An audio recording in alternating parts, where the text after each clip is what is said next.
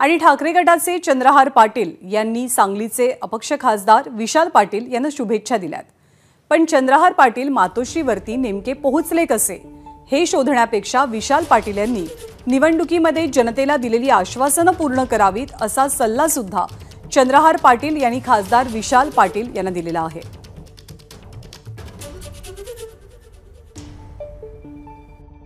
माझ्या कट्ट्यावरती सर्व बघितलं, एक साधा पैलवान मातोश्रीपर्यंत कसा पोहोचतोय हे विशाल पाटलांनी अनेक वेळा बोलून दाखवलं।